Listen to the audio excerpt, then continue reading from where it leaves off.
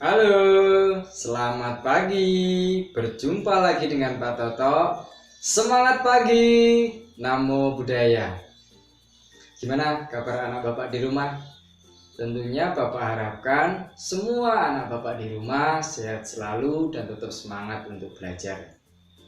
Di video pembelajaran kali ini, Bapak akan menjelaskan tentang muatan pelajaran IPA tema 3 yang nantinya akan kita bahas, yaitu subtema 1 tentang kerusakan lingkungan dan bagian-bagian tumbuhan. Oke, kita langsung bahas saja. Kerusakan lingkungan. Manusia berinteraksi dengan sesama atau dengan lingkungan. Interaksi antara manusia dengan lingkungan yang tidak seimbang akan menimbulkan kerusakan lingkungan, seperti kurangnya daerah peresapan air, sering terjadi abrasi di daerah pantai, kerusakan hutan, serta punahnya beberapa jenis hewan dan tumbuhan.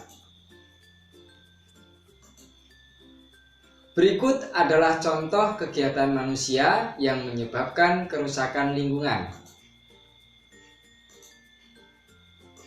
Yang pertama yaitu kebakaran hutan. Kebakaran hutan mengakibatkan hilangnya habitat dan sumber makanan bagi satwa. Yang kedua, menggunakan bom dan pukat harimau untuk menangkap ikan di laut.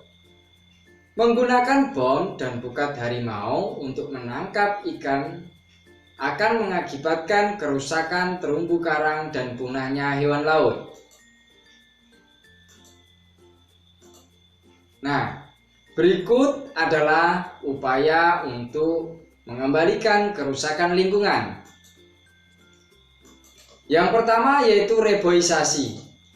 Reboisasi adalah penanaman kembali hutan yang telah ditebang. Reboisasi berguna untuk meningkatkan kualitas kehidupan manusia dengan menyerap polusi dan debu dari udara, mengembangkan atau membangun kembali habitat dan ekosistem alam, dan mencegah pemanasan global. Yang kedua yaitu menerapkan sistem tebang pilih.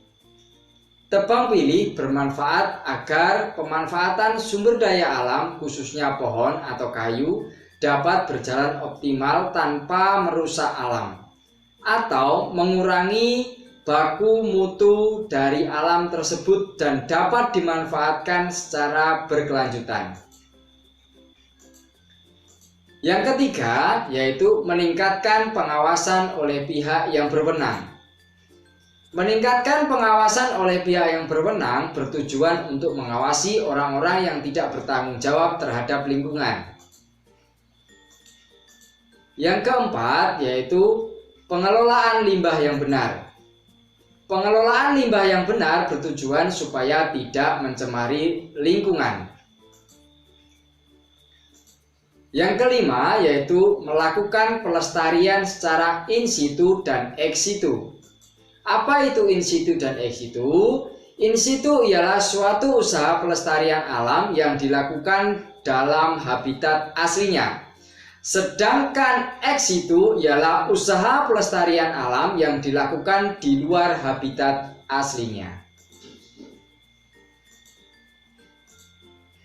Nah, sekarang kita bahas tentang bagian-bagian tumbuhan. Tumbuhan memiliki beberapa bagian. Setiap bagian tumbuhan memiliki fungsi masing-masing. Nah, apa sajakah fungsi dari bagian-bagian tumbuhan tersebut? Yang pertama yaitu akar. Akar berfungsi untuk menyerap air dan mineral dari tanah. Yang kedua, menguatkan berdirinya tumbuhan. Yang ketiga, sebagai tempat cadangan makanan. Tumbuhan yang menyimpan cadangan makanan di akar seperti singkong, wortel, dan lobak. Yang kedua yaitu batang. Batang di sini berfungsi untuk menyokong tumbuhan untuk berdiri tegak. Kemudian mengangkut makanan ke seluruh bagian tubuh. Yang selanjutnya yaitu mengangkut air dan mineral dari akar. Tumbuhan yang menyimpan cadangan makanan di batang seperti sagu, tebu, kaktus. Ya. Apabila dari jenis umbi-umbian yang termasuk umbi batang adalah kentang, ubi, dan ketela rambat. Yang ketiga yaitu daun. Daun berfungsi untuk tempat berlangsungnya fotosintesis dan membantu tumbuhan melalui respirasi. Yang keempat yaitu bunga. Bunga berfungsi sebagai alat perkembangbiakan dan perhiasan tumbuhan.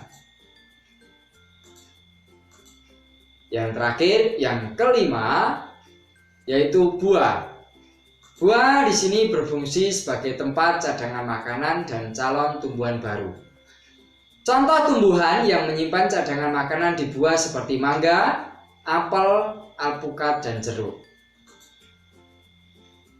Nah, itu saja materi yang bisa Bapak sampaikan mengenai kerusakan lingkungan dan bagian-bagian tumbuhan beserta fungsinya. Semoga anak Bapak di rumah dapat mengerti, dapat memahami tentang apa yang Bapak sampaikan tadi. Dan nantinya pada saat Bapak memberikan soal, anak Bapak di rumah bisa mengerjakannya dengan baik dan benar.